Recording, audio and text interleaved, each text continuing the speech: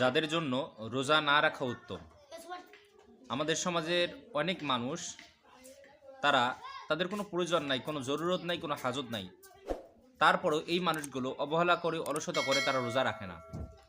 কিন্তু যে মানুষগুলোর জন্য রোজা না রাখা উত্তম, তারা যদি রোজা না রাখে তাহলে তাদের কোনো পাপ হবে না, গোনাহ হবে না, তাদের কোনো অপরাধ হবে না, এবং পরবর্তীতে চাইলেই তারা এই রোজাগুলোর কাজা কাফারা আদায় করতে পারে, এবং তারা রমজান মাসে তারা রোজা রাখবে না। এইরকম কতগুলো মানুষ সম্পর্কে আজকে আমরা জানবো ইনশা আল্লাহ।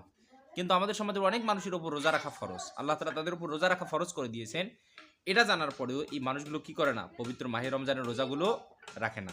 তো এই বিষয়গুলো জানা কিন্তু অত্যন্ত জরুরি। তো চলুন আমরা জেনে নেই কোন মানুষগুলোর জন্য রোজা না রাখা উত্তম, তারা রোজা না রাখলে তাদের কোনো পাপ হবে না, গুনাহ হবে না।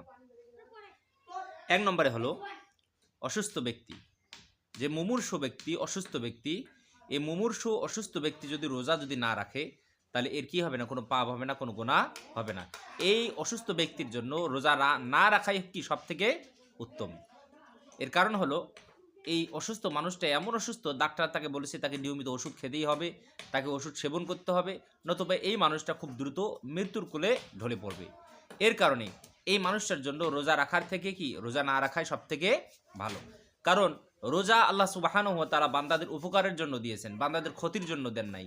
এই রোজা রাখলে বান্দাদের অনেক উপকার হবে, অনেক লাভ হবে, তাদের দৈহিকভাবে তারা অনেক মনোবল তাদের তৈরি হবে, দৈহিকভাবে তাদের যে রোগ ব্যাধিগুলো এগুলো দূর হয়ে যাবে, এবং আল্লাহ তাআলার একটি ইবাদত, আল্লাহ তাআলার একটি কি হুকুম পালন করা হবে। তাহলে এক নম্বরে হলো অসুস্থ ব্যক্তি, যে ব্যক্তি খুবই মুমূর্ষু ব্যক্তি, অসুস্থ ব্যক্তি, এই মানুষটার জন্য রোজা না রাখা উত্তম, রোজা না রাখা কি সব থেকে ভালো। দ্বিতীয় নম্বরে মুসাফির, যে মানুষটা সফররত অবস্থায় আছে, নিজ দেশ থেকে আপনার 48 মাইল প্রায় 62 কিলোমিটার দূরে রয়েছে নিজ দেশ থেকে, নিজের বাসস্থান থেকে, এই মানুষটার জন্য, এই মানুষটা যদি চায় যে, এই মুসাফির ব্যক্তি যদি চায় যে না আমি রোজা রাখবো না, তাহলে এই মানুষটা চাইলেই কি রোজা না রাখতে পারে। আল্লাহ তাআলা এটা তার ইখতিয়ার করে দিয়েছেন এই মুসাফিরের জন্য। এই মুসাফির চাইলেই রোজা রাখতে পারে অথবা কি না রাখতে পারে, পরবর্তীতে সেই এই রোজাগুলোর কাজা আদায় করে নেবে। তাহলে মুসাফির যে ব্যক্তি 15 দিনের কম সময় নিজ দেশ থেকে বাহিরে থাকার ইচ্ছা করবে, এবং এই মানুষটা যখন সফরে থাকবে তখন সে চাইলেই রোজা রাখতে পারে, আবার কি নাও রাখতে পারে। 3 নম্বরে হায়েজ অবস্থায়, যে মহিলার হায়েজ হয়েছে, অর্থাৎ প্রতি মাসে মহিলাদের সামনের রাস্তা দিয়ে যে রক্তটা আসে, এই রক্ত যখন শুরু হবে তখন এই মহিলাদের জন্য আর রোজা রাখা যাবে না। ধরেন একজন মহিলার আপনার সকাল 10টার সময় হায়েজ হয়েছে, অথবা আসরের সময় হায়েজ হয়েছে, অথবা জোহরের সময় হায়েজ হয়েছে, তখন আমাদের সমাজের অনেক মহিলা, অনেক নারীগণ তারা বলে থাকে যে রোজাটা পূর্ণ করে নেই, যে এখন কি খাওয়ার দরকার নাই, তুই রোজাটা মাগরিব পর্যন্ত পূর্ণ কর, তোর হায়েজ হয়েছে তো কি হয়েছে, বলেও কি কখনো এই কাজ করা যাবে না।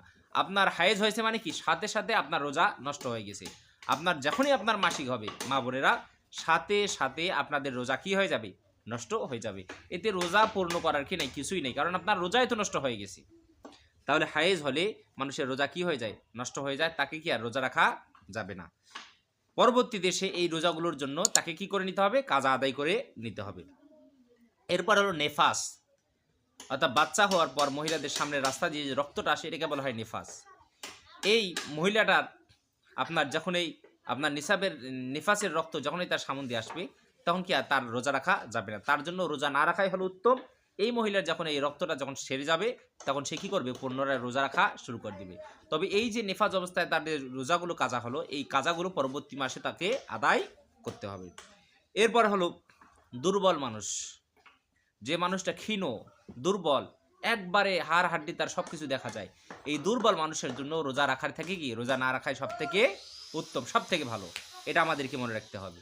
এরপরে হলো যাদের জন্য রোজা না রাখা সব থেকে ভালো, রোজা না রাখলে যাদের কোনো পাপ হবে না, গুনাহ হবে না, সেটি হলো স্থায়ী অসুস্থ ব্যক্তি। আমাদের সমাজের অনেক মানুষ আছে যারা স্থায়ীভাবে অসুস্থ, রোগাক্রান্ত, দীর্ঘদিন যাবত দেখা যায় 5 বছর, 7 বছর, 8 বছর, 10 বছর থেকে, 2 বছর, 1 বছর থেকে যারা অসুস্থ, এই মানুষগুলোর জন্য রোজা রাখার থেকে কি না রাখাই সব থেকে উত্তম। কারণ এই মানুষগুলোকে নিয়মিত ওষুধ খেতে হবে, ওষুধ সেবন করতে হবে, এবং তারা যদি রোজা রাখে তাহলে খুব দ্রুত তারা মৃত্যুর কোলে ঢলে পড়তে পারে। তাহলে রোজা রাখার থেকে এই মানুষগুলোর জন্য রোজা না রাখাই কি সব থেকে উত্তম।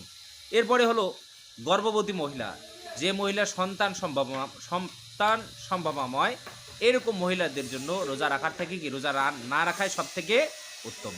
অর্থাৎ সে যদি রোজা রাখতে যায় তাহলে তার পেটের বাচ্চা, তার গর্ভে যে বাচ্চা আছে, এই বাচ্চাটা অসুস্থ হওয়ার সম্ভাবনা রয়েছে, এই বাচ্চাটা পুষ্টিহীনতায় ভোগার সম্ভাবনা রয়েছে। এই কারণে অর্থাৎ যে মহিলাটা গর্ভবতী এই মহিলার জন্য রোজা রাখার থেকে কি রোজা না রাখাই সব থেকে উত্তম। এরপরে হলো দুগ্ধ দানকারী মহিলা, যে মহিলা দুগ্ধ দান করে, যার দুধের বাচ্চা রয়েছে, এই মহিলার জন্য রোজা রাখার থেকে কি রোজা না রাখাই সব থেকে ভালো। এই দুগ্ধ দানকারী মহিলা সে যদি চায় যে না আমি রোজা রাখবো না, আমি আমার বাচ্চাকে দুধ পান করাবো, তাহলে এই মহিলা তার বাচ্চাকে দুধ পান করাতে পারে। এতে তার কি হবে না, কোনো গুনাহ হবে না, কোনো পাপ হবে না। সে পরবর্তী মাসে এই রোজাগুলোর সে কাজা আদায় করে নেবে, পরবর্তী মাসে সেই রোজাগুলোর কাজা বা কাফারা আদায় করে নেবে। এই হলো মূলত মূল বিষয়। এই মানুষগুলো যদি রোজা না রাখে পরবর্তীতে আদায় করতে পারবে, এর কাজা কাফারা আদায় করতে পারবে।